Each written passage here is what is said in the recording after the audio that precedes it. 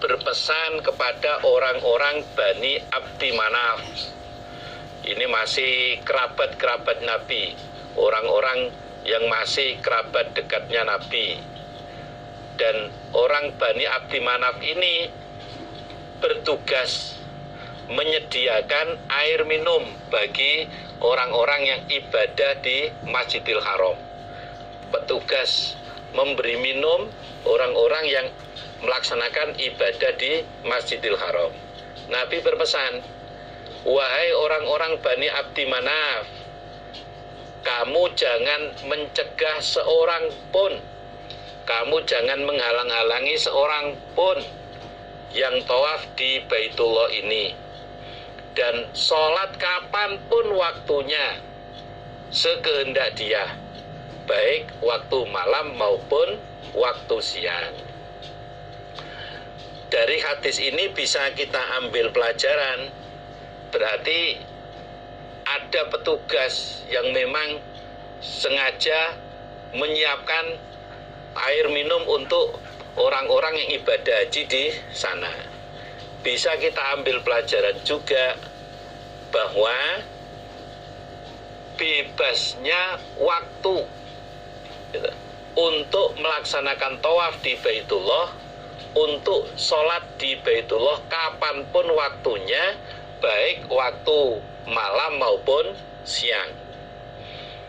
Tidak ada batasan apakah matahari lurus di atas kita, apakah matahari mulai terbit, ataukah di saat matahari pas lagi terbenam. Nggak ada batasan itu. Ini hanya berlaku di Masjidil Haram saja. Walaupun di luar Masjidil Haram ada masjid-masjid kecil, tapi ketentuan sholat dimanapun, sholat kapanpun waktunya, itu hanya ada di Masjidil Haram. Tidak berlaku di masjid selain Masjidil Haram. Walaupun itu ada di Tanah Haram, walaupun ada di Mekah sendiri. Hadis ini hanya berlaku bagi kebebasan waktu sholat di mana kapanpun waktunya, itu hanya untuk di Masjidil Haram. Ini yang menjadi apa istilahnya, kemudahan bagi orang-orang yang ingin ibadah full di Masjidil Haram.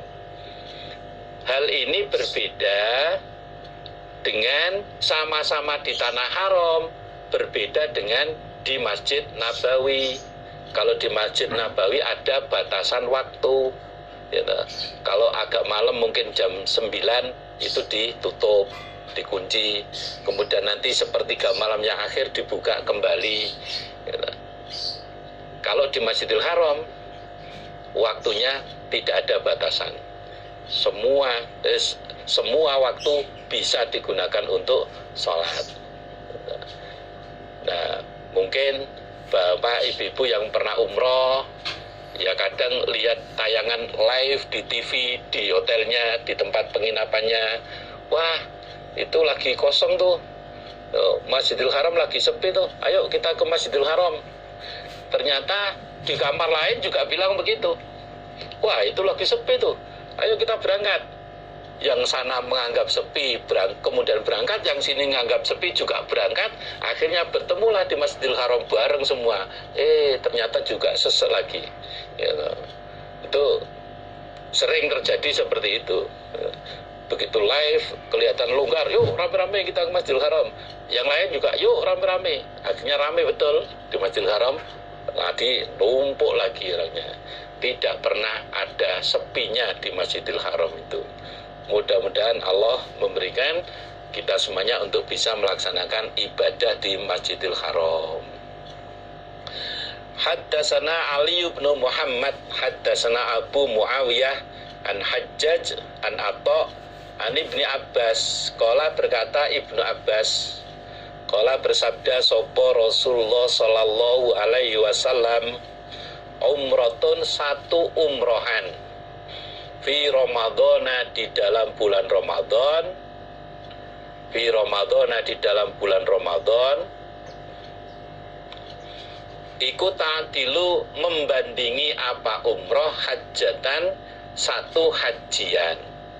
Hajatan pada satu hajian. Rasulullah Shallallahu Alaihi Wasallam bersabda, satu kali umroh di bulan Ramadan itu pahalanya membandingi satu kali hajian.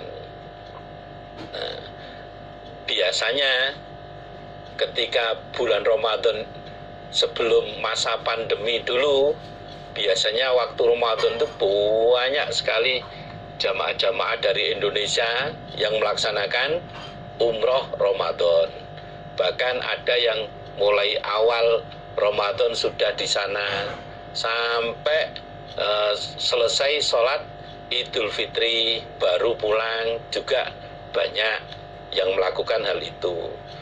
Satu umrohan di bulan Ramadan pahalanya seperti satu hajian. Hanya saja walaupun pahala umroh di bulan Ramadan itu seperti satu hajian, bukan berarti bagi orang yang melaksanakan umroh di bulan Ramadan menjadi gugur kewajiban hajinya. Enggak, tetap berkewajiban haji. Adapun bisa umroh di bulan Ramadan berkali-kali, itu pahala tersendiri, bukan berarti menggugurkan kewajiban haji. Kalau di hadis yang lainnya itu Nabi menjelaskan sebagaimana pahalanya haji bersama-sama saya. Umroh di bulan Ramadan itu pahalanya sebagaimana melaksanakan ibadah haji bersama saya.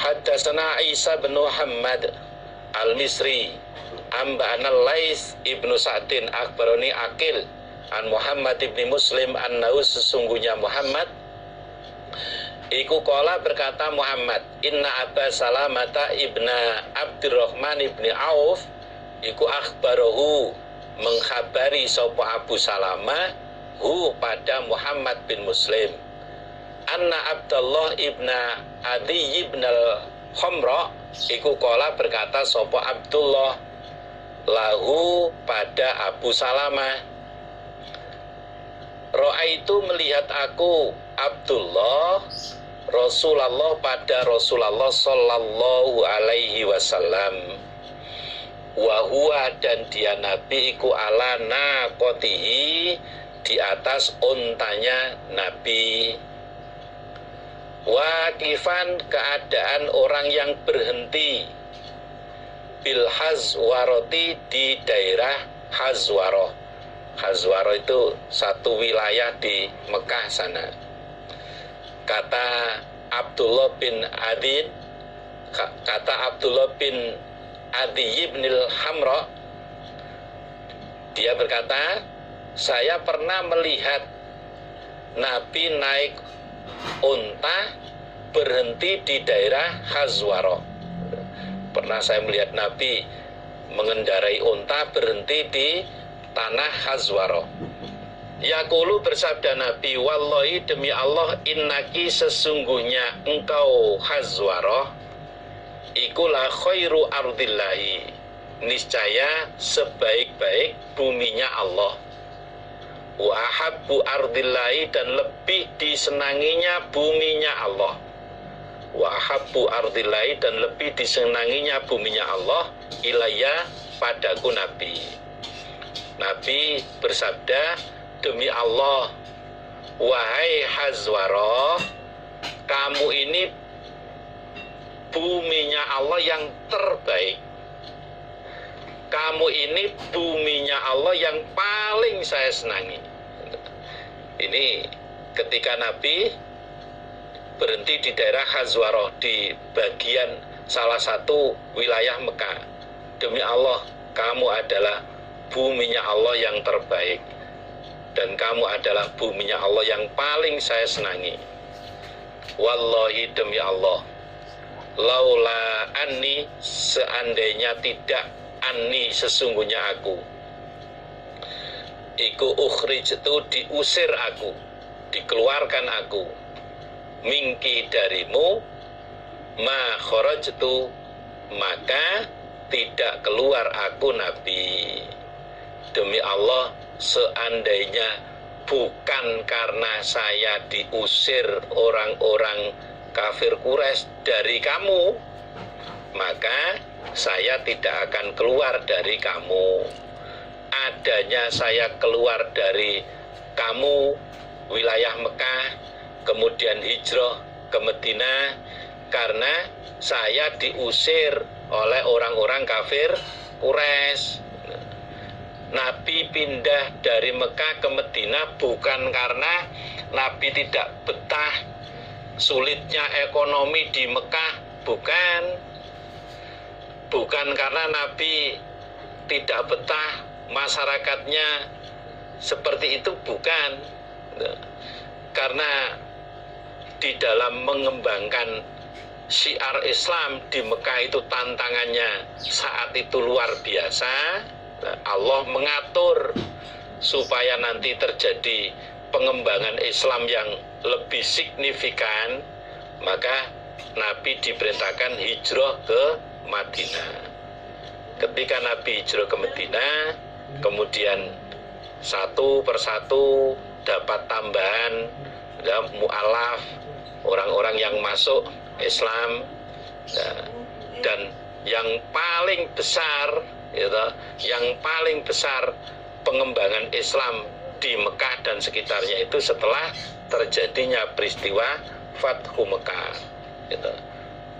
termasuk setelah dilaksanakannya perjanjian Hudaybiyah, itu mulai semakin banyak orang yang berbondong-bondong masuk agama Islam.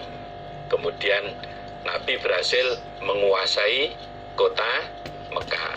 Kalau saja saya tidak diusir orang-orang kafir Quraisy dari sini, saya tidak akan meninggalkan kamu, saya tidak keluar dari kamu.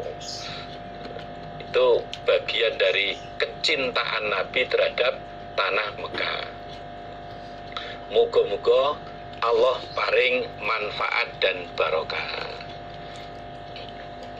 Haddasana Bakr bin Khalaf, haddasana Mu'adz bin Hisham, haddasana Abi an Ayyub an Nafi an Ibnu Umar. Qala berkata Ibnu Umar, qala bersabda sapa Rasulullah sallallahu alaihi wasallam, man barang siapa istata'a yang mampu dia minkum dari kalian, ayyamuta bahwasanya mati dia bil Madinati di Madinah, fal yaf'al maka hendaklah mengerjakan dia.